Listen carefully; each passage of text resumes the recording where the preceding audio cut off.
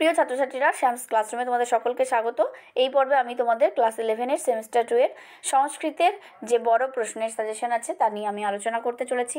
তোমরা অনেকেই আমার কাছে জানতে চেয়েছো 5 নম্বরের গুরুত্বপূর্ণ প্রশ্নগুলো কি হতে পারে, কোনগুলো তোমাদের অবশ্যই দেখে যেতে হবে।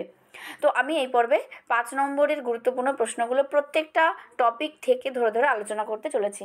দানবীর কর্ণ, প্রতিজ্ঞা সাধনম এবং ঋতুচর্যা, এই 3টে জায়গা থেকে বড় প্রশ্ন এবং সাহিত্যের ইতিহাস থেকেও তোমাদের যে বড় প্রশ্নগুলো আসতে চলেছে সেইগুলোই আজকের পর্বের আলোচ্য বিষয়। তাহলে দেখে নিচ্ছি প্রথমে দানবীর কর্ণ থেকে। দানবীর কর্ণ নাট্যাংশ অবলম্বনে কর্ণের চারিত্রিক গুণাবলীর পরিচয় দাও। দেখো, প্রশ্ন ঘুরিয়ে থাকতে পারে, তোমাকে কিন্তু প্রশ্নের উত্তরটা বুঝতে হবে যে এখানে কর্ণের চারিত্রিক গুণাবলীর পরিচয় বা কর্ণের চারিত্রিক বৈশিষ্ট্য, কর্ণ সম্পর্কে তোমার যে চিন্তাভাবনা বা কর্ণ এবং ইন্দ্র এই দুজনের মধ্যে কে শ্রেষ্ঠ বলে তোমার মনে হচ্ছে, এই প্রশ্নের উত্তরও কিন্তু তোমরা এই প্রশ্নের উত্তরটি করলে লিখতে পারবে। এরপর 2 দেখো, মহত্তরাং ভিক্ষাং যাচে, কে কাকে কথাটি বলেছিলেন, ভিক্ষা বলতে কি বোঝানো হয়েছে, ভিক্ষাটি মহত্তর ছিল কেন, অথবা কিভাবে বক্তা মহত্তর ভিক্ষা পেয়েছিলেন তা সংক্ষেপে বর্ণনা করো। তাহলে এটা একটা প্রশ্ন গেল, ভেরি ভেরি ইম্পর্ট্যান্ট এই প্রশ্নটা। 3 নম্বর যেটা দেখো, ইন্দ্রকে দেওয়ার জন্য কর্ণ যে যে প্রস্তাব করেছিলেন তা বিবৃত করো, অথবা ভিক্ষার্থীর প্রার্থনা পূরণের জন্য কর্ণ কি কি দিতে চেয়েছিলেন, অথবা এইভাবেও আসতে পারে প্রশ্নটা যে দানবীর কর্ণ পাঠ্যাংশটিতে কর্ণের যে বিপুল সম্পদের কথা উল্লিখিত হয়েছে তার বর্ণনা দাও। তাহলে যেভাবেই প্রশ্ন আসুক না কেন তোমরা কিন্তু উত্তর লিখতে পারছো। তোমাদের তৈরি হতে হবে সেভাবেই, যাতে যাই আসুক না কেন তোমাদের কিন্তু প্রশ্নের উত্তর অবশ্যই লিখে আসতে হবে। দেখো নেক্সট কোয়েশ্চেন কি আছে, ঋতুচর্যা থেকে। গোরসানিক্ষ বিকৃতি বর্ষাম তৈলং নব উদানাম, কোন ঋতুর কথা বলা হয়েছে, পাঠ্যাংশ অনুসরণে ঋতুটির সংক্ষিপ্ত পরিচয় দাও। এবং পরের প্রশ্ন দেখো, ঋতুচর্যা অনুসারে দিনচর্যা কীরকম হওয়া উচিত বর্ণনা করো। এই প্রসঙ্গে আমি বলে রাখবো, ঋতুচর্যাতে যে ঋতুগুলির বর্ণনা আছে প্রত্যেকটা ঋতুতে কী কী করা উচিত কী কী করা উচিত না, এইটা কিন্তু তোমরা একটা শর্ট নোট করে নেবে। তাহলে যে ঋতুই আসুক না কেন তোমরা কিন্তু অন্তত ছেড়ে আসতে হবে না। আর এই প্রশ্নগুলো তো তোমরা অবশ্যই পড়বে, এই প্রশ্নগুলো কিন্তু তোমরা পরীক্ষায় পেতে চলেছো। তবুও হাতের 5 তোমরা 2 নম্বরের প্রশ্নের জন্য কিন্তু এই বিভিন্ন ঋতুর বৈশিষ্ট্য কী কী করা উচিত কী কী করা উচিত নয়, জাস্ট এই জায়গাগুলো একটু দেখে রাখবে। এরপরে দেখো, প্রতিজ্ঞা সাধনম গদ্যাংশে উল্লিখিত যুবকটির গমন মার্গের বর্ণনা করো, অর্থাৎ কীভাবে সে যাত্রা করেছিল, সেই সময় চারপাশের পরিস্থিতি কেমন হয়েছিল, এই জায়গাটার বর্ণনা।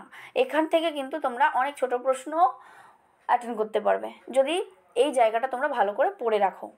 নেক্সট দেখো, দেহং বা পাতয়েয়ং কার্যং বা সাধয়েয়ম, কে কখন এই প্রতিজ্ঞা করেছিলেন, এই প্রতিজ্ঞা বাক্যটিতে লেখকের মূল উদ্দেশ্য কী। নেক্সট দেখো, সাহিত্যের ইতিহাস থেকে আমি তোমাদের কয়েকটি প্রশ্ন দিয়েছি। একটা দেখো বৈদিক সাহিত্য, আরেকটা রয়েছে মহাভারত, রামায়ণ, জয়দেবের গীতগোবিন্দ, কালিদাসের মেঘদূত, এই পার্টগুলো। বৈদিক সাহিত্যের 4টে যে পার্ট রয়েছে ঋক্সাম, যজু, অথর্ব, এই 4টে পার্টের সম্পর্কে একটু জেনে রাখো বা এদের যে গুরুত্ব, এই গুরুত্বগুলো যদি একটু দেখে রাখো তাহলে বৈদিক সাহিত্য থেকে কিন্তু একটা কোয়েশ্চেন পাবেই পাবে। এবং এই বাকি যে সাহিত্য থাকলো রামায়ণ, মহাভারত, মেঘদূত, গীতগোবিন্দ, এই জায়গাটা থেকে কিন্তু আরেকটা কোয়েশ্চেন তোমরা অবশ্যই পাবে।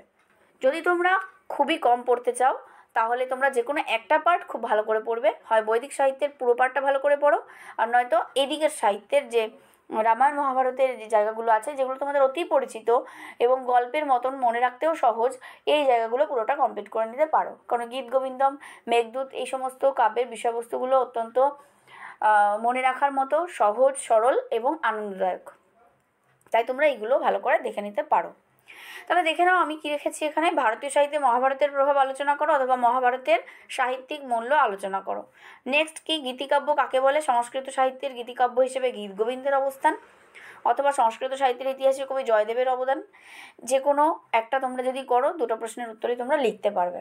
নেক্সট দেখো, এরপরে যেটা আমি রেখেছি বৈদিক সাহিত্য থেকে 2টো প্রশ্ন, যজুর্বেদ যেখানে তৎকালীন সভ্যতা ও সংস্কৃতির যে পরিচয় পাওয়া যায় তার সংক্ষিপ্ত চিত্র, আরেকটা রেখেছি অথর্ববেদ কাকে বলে, এই বেদের নামকরণ বিষয়ে পর্যালোচনা, অথবা অথর্ববেদে সমাজ জীবনের যে পরিচয় পাওয়া যায় তার বর্ণনা করো। তাহলে এই জায়গাগুলো যদি তোমরা ভালো করে একটু দেখে রাখো এবং আমি যে ট্রিক্সগুলো তোমাদেরকে দিলাম সেই ট্রিক্সগুলো যদি তোমরা ফলো করো তাহলে কিন্তু তোমাদের ভালো নাম্বার পেতে, সর্বোচ্চ নাম্বার পেতে কোনো বাধা থাকবে না। তাহলে দেখতে থাকো শ্যামস ক্লাসরুম। আর পরবর্তীতে সেমিস্টার 3-র যে এমসিকিউ প্যাটার্ন কোয়েশ্চেন এবং প্রত্যেকটা টপিক সমস্ত আলোচনা এবং কোয়েশ্চেন আনসার কিন্তু আমি নিয়ে আসতে চলেছি। সুতরাং দেখতে থাকবে শ্যামস ক্লাসরুম। আর চ্যানেলে নতুন হলে অবশ্যই সাবস্ক্রাইব করে নিও। ভিডিওটি ভালো লাগলে লাইক করো, শেয়ার করো বন্ধুদের। ভালো থেকো, টাটা।